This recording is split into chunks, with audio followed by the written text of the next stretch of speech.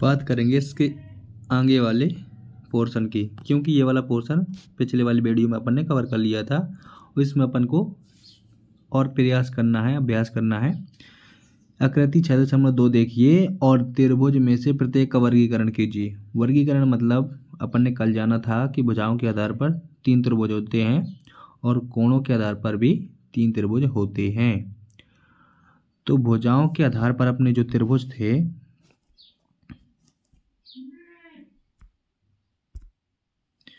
यहाँ पर देखें तो भुजाओं के आधार पर विषमबाहु, समबाहु और समद्विबाहु यानी कि 3 त्रिभुज हैं।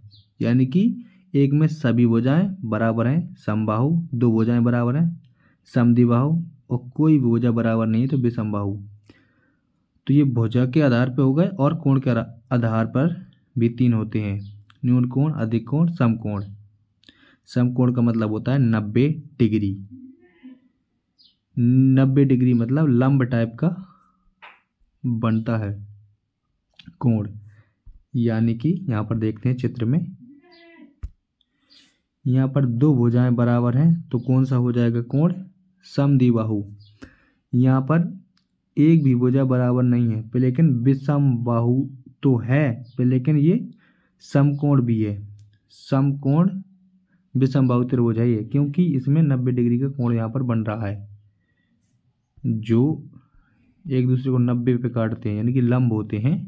वहाँ 90 होता है, जहाँ 90 होता है वहाँ लंब होता है। ये वाला अधिक कोण है पर लेकिन दोनों भुजाएं बराबर भी हैं, तो समद्विबाहु भी है और अधिक कोण भी है ये। और इसके बाद है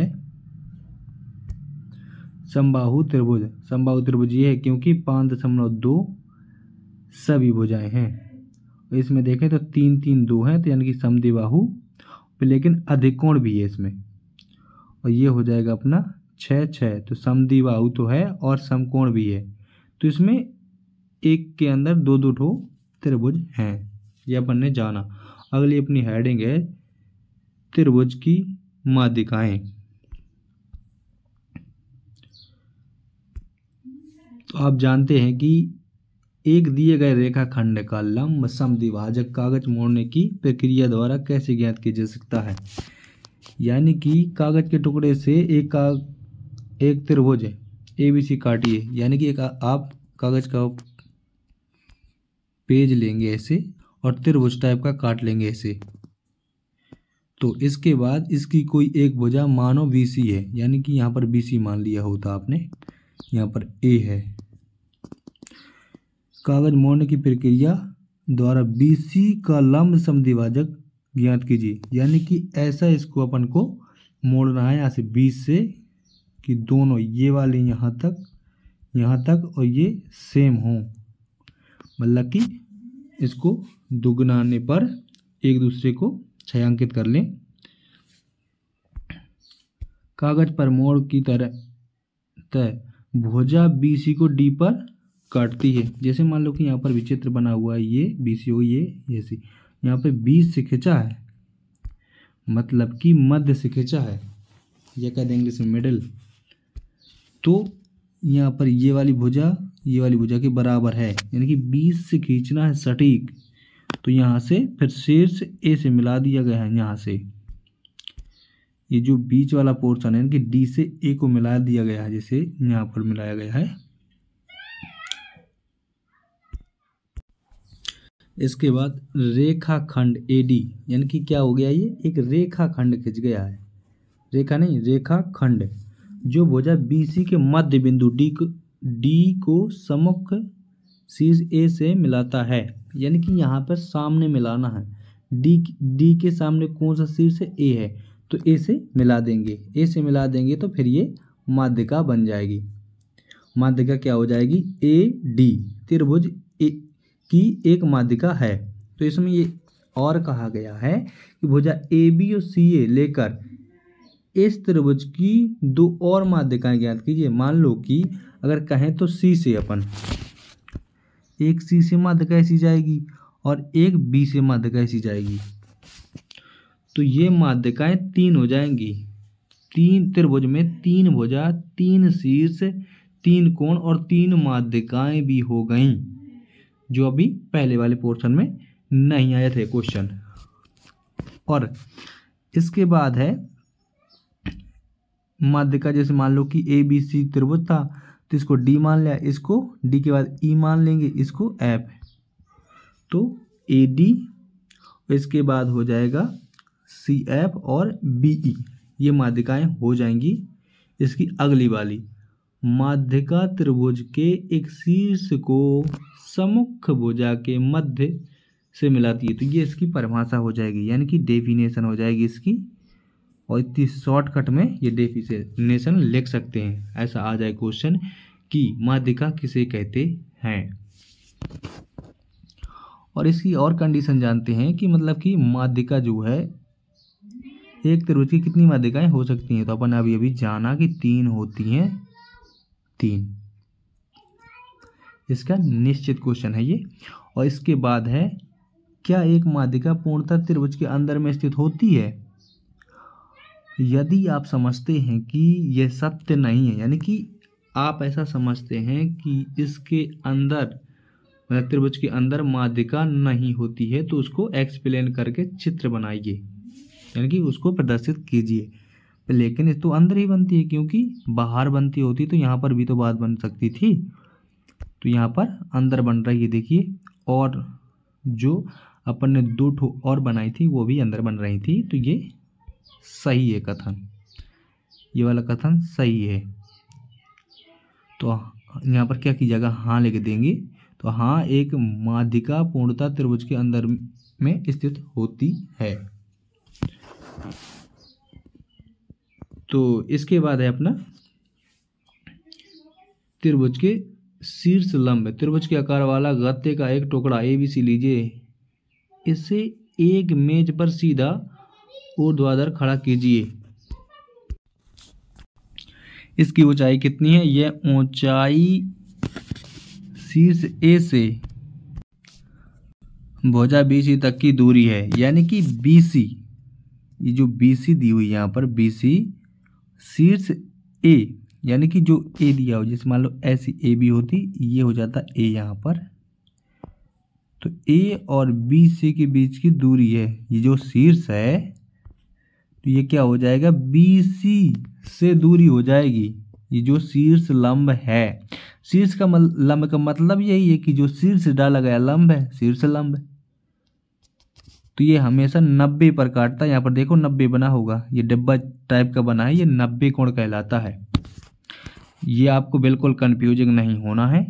और इसका चित्र जो बना हुआ है यहाँ पर मेज के ऊपर, तो आकृति नंबर कितना है, 4.6। मैं बिल्कुल एक एक पॉइंट बता रहा हूँ, बिल्कुल कि बिल्कुल कंफ्यूजिंग नहीं होनी चाहिए टॉपिक में। शीर्ष A से भुजा BC तक अनेक रेखाखंड खींचे जा सकते हैं। रेखाखंड का मतलब है कि ऐसा एक खींचिए, 2 3, तो ये खींचे हुए हैं जो, तो ये रेखाखंड ही हैं। इनमें से त्रिभुज की ऊंचाई कौन सी रेखाखंड प्रदर्शित करती है, यानी कि कौन सी ऊंचाई कौन प्रदर्शित करती है, मतलब कि ये वाला पॉइंट अपन को गौर करना है और अच्छे से। मतलब त्रिभुज की ऊंचाई कौन सी रेखाखंड प्रदर्शित करती है, यानी कि AL जो AL है क्या है, ये त्रिभुज की ऊंचाई प्रदर्शित करती है। वह रेखाखंड जो शीर्ष A से सीधा ऊर्ध्वाधर नीचे यानी कि BC तक और उस पर लंबवत होता है, उसकी ऊंचाई होती है। क्या होती है? ऊंचाई। तो यहाँ पर एक क्वेश्चन बन गया, ये अपन को क्वेश्चन याद होना चाहिए। रेखाखंड AL त्रिभुज का एक शीर्ष लंब है, ऊंचाई भी है ये और शीर्ष लंब इसी को बोलेंगे।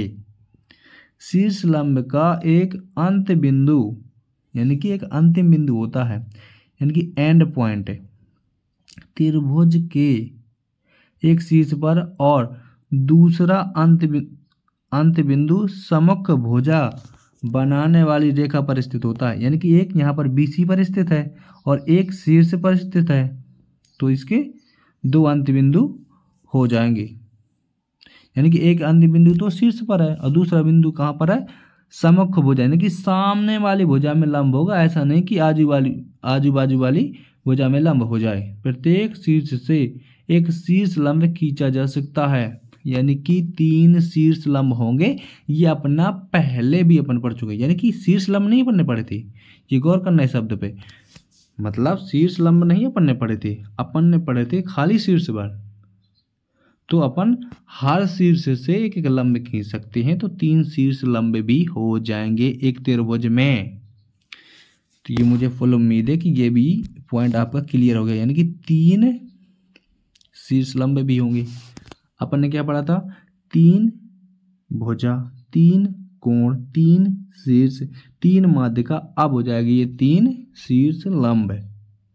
इसी प्रकार अगला क्वेश्चन इसमें दिया हुआ है कि एक त्रिभुज में कितने शीर्ष हो सकते हैं, तो अब बता दिया कि 3 होंगे भाई, है ना, उसने बोल दिया ना, यहाँ पर पॉइंट दे रहा है, अगर अच्छे से समझेंगे तो यहीं पर उत्तर मिल रहा है। यहाँ पर देखिए, प्रत्येक शीर्ष से एक शीर्ष लंब खींचा जा सकता है। शीर्ष कितने इसमें, ए बी सी, 3 है तो 3 ही खींचे जाएंगे, 4 तो होंगे नहीं, 2 तो होंगे नहीं, 2 खींचने का मतलब है कि आपने कम खींचा है, और 4 खींचने का मतलब है कि 4 हो नहीं सकते।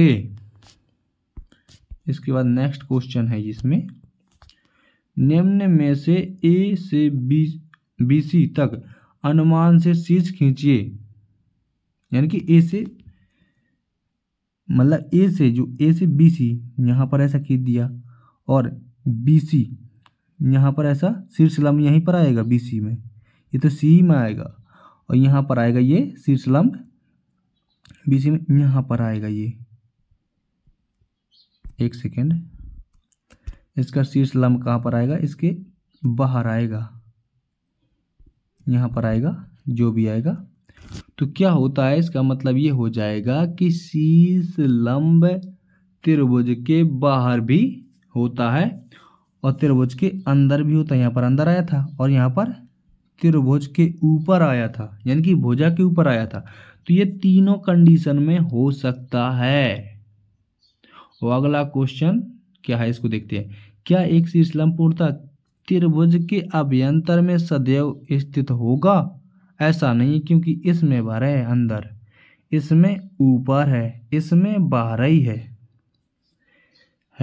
कि यह सत्य होना आवश्यक नहीं है। तो उस स्थिति के लिए एक आकृति खींचिए। आकृति क्या खींचना है, यहाँ पर आकृति बनी हुई है, हमने दर्शा दिया है, तो आपकी समझ में आ गया होगा।